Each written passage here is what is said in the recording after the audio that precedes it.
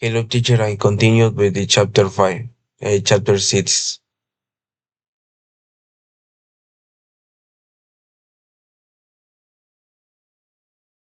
Chapter 6 A Time of Darkness. Professor Xavier was Uh, back outside Jean's Chapter 6, A Time of Darkness. old house, but this time he was with Storm and Logan. The street hadn't changed much in the last 20 years. Wait for Professor Xavier was back outside his old house, but this time he was with Storm and Logan. Sisters hands chanted with the much in the last 20 me years. here. I need to see Jean alone, he told the two Xmen. Wait for me here. I need to see Jeans alone, he told the two Xmen. And then he heard his old friend's voice. You were right, Charles. This one is special, said Magneto. And he heard his old friend's voice. You were right, Charles. This one is special, said Magneto. What are you doing here? Asked Logan. The same as the professor, visiting an old friend. I don't want any trouble, said Xavier. Neither do I, said Magneto. Let's go inside. And then they heard this old friend's voice. You were right, Charles. This is the one special, said Magneto. What are you doing here? Asked Logan. The same on the professor, visit on the old friends. I don't want any trouble, said Xavier. Neither do I, said Magneto. Let it go inside. Xavier and Magneto went towards the house together. As he passed his mutants, Magneto said to Juggernaut, Stay here and make sure no one gets inside. Xavier and Magneto went toward the house together. As he passed his mutant, Magneto said to Juggernaut, Stay here and make sure no gets inside. Everything was quiet inside the house, but it wasn't calm. Xavier could see things all around the house shaking and moving. He could feel the power in this place. Everything was quiet inside the house, but it was calm. Xavier could see a thin eye around the house shaking and moving. He could feel the power in this Jean place. was sitting in the living room, pale and alone. I knew you would come, Jean was sitting in the living room, pale alone. she said quietly. I knew you would come, she said quietly.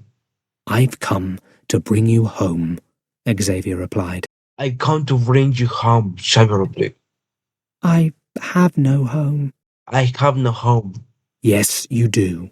You have a home and a family. Yes, you do. You have a home and family. Magneto stepped forward. He thinks your power is too great for you to control. Magneto stepped forward. He thinks your power is too great for you to control. So you want to control me? She said to Xavier. So you want to control me? She said to him. No, I want to help you, he said. No, I want to help you, he said. What's wrong with me? What's wrong with me? Nothing at all, said Magneto. Nothing at all, said Magneto. Eric, stop, said Xavier. Eric, stop, said Xavier. No, Charles, you've always held her back. No, Charles, you always held her back.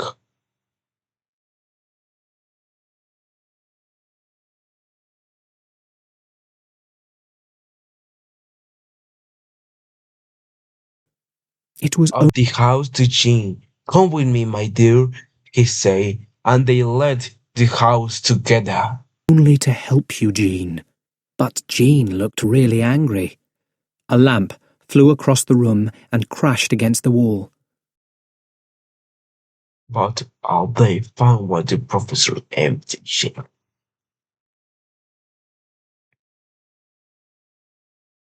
More and more things were moving now. Tables, chairs, books. But Xavier's eyes did not leave Jean. Look at me, Jean, I can help you."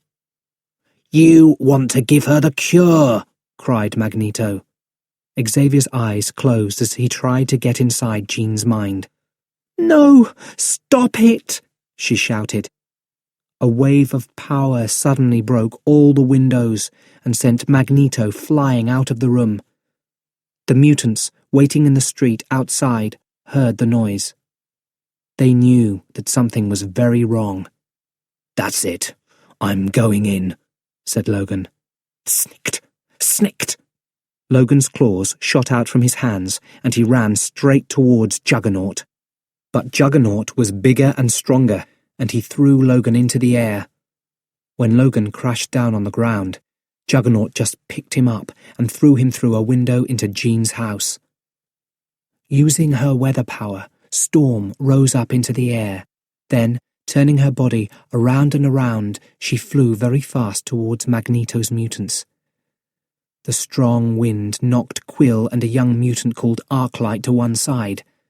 Then she shot lightning at Callisto and knocked her into the house. Using her super speed, Callisto moved quickly and hit Storm hard in the face. Juggernaut had followed Logan into the house. Now he picked Logan up and threw him up into the air and through to the floor above. In the living room, Jean and Xavier were locked in a war of minds.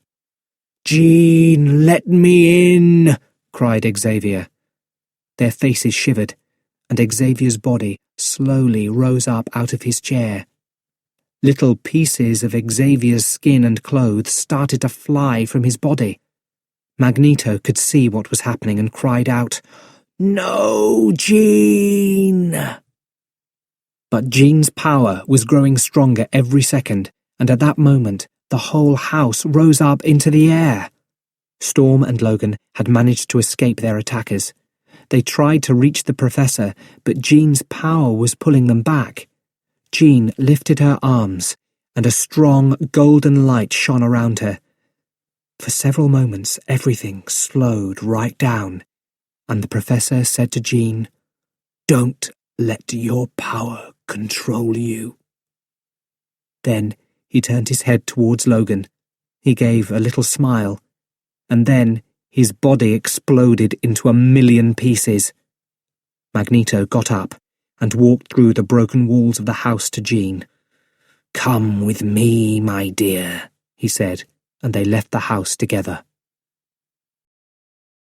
But the house to Jean, come with me, my dear, he said, and they left the house together. Storm and Logan ran into the living room, but all they found was the professor's empty chair.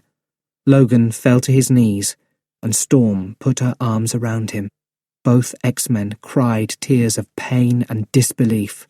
Charles Xavier, the father of the X-Men, was dead. Storm and Logan ran to the living room, but they found was the professor's empty chair. Logan fell to this news and the Storm put the arms around him, but the X-Men cried tears of the pain and the disbelief. Charles Xavier to the father of the X-Men was dead. Storm stood next to the grave of Professor Charles Xavier in the school gardens. Storm stood next to the grave of the prophet Charles Xavier in the school gardens. "We live in a time of darkness," she said. "But there are some people who fight the darkness. Charles Xavier was born into a world of hate and fear. He worked all his life to heal the world." "Well, life a time of darkness," she said, "but there are some people who find the darkness. Charles Xavier was born in the world of hate, fear. He worked and lasted to the holy world." Xavier's friends and students sat and listened in unhappy silence. He had been more than just a leader and teacher to them. He had been a friend.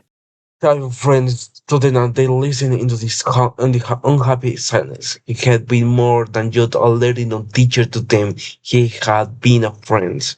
"But Xavier's lessons live on with us, his students," continued Storm.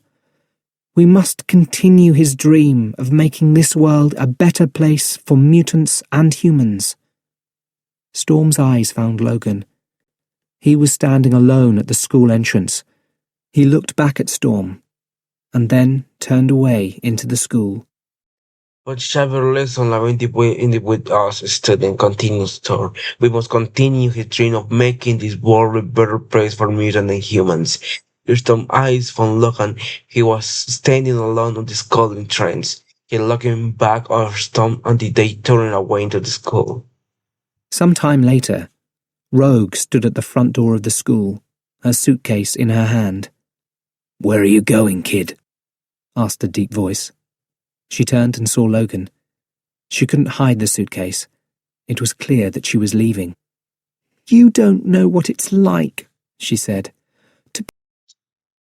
Sometime later, Rock stood on the front door of the school for a suitcase in the hand. "Where are you going, kid?" asked a deep voice. She turned and saw Logan. She called ahead his suitcase. It was clear that she was leaving. "Be a You don't know what it's like," she said. "Do you afraid on your powers? He will for to get the clothes anymore I want. afraid of your powers, to be afraid to get close to To anyone. be able to touch people, I I have a want kiss." to be able to touch people. A hug, a kiss." "I hope that you're not doing this for a boy," said Logan. Rogue looked away. "I hope that you're not going the way," said Logan. She loved her boyfriend Bobby. She hated the fact that she couldn't even hold hands with him.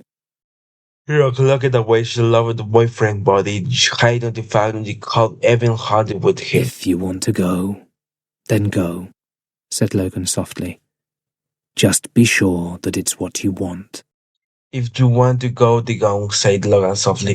"Just be sure that it's that you want." Rogue looked up surprised. "Aren't you going to tell me to go back to my room?" Rock looked up surprised. "Aren't you going to tell me to go back onto my room?" Logan put a hand on her shoulder. "I'm not your father. I'm your friend. Take care, Rogue." Logan She put a smiled. hand on the shoulder. "I'm not your father.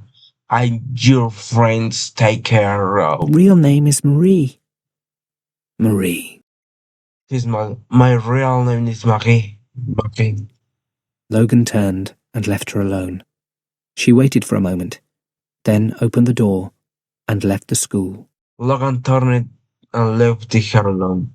She waited for a moment. She opened the door and left in the school.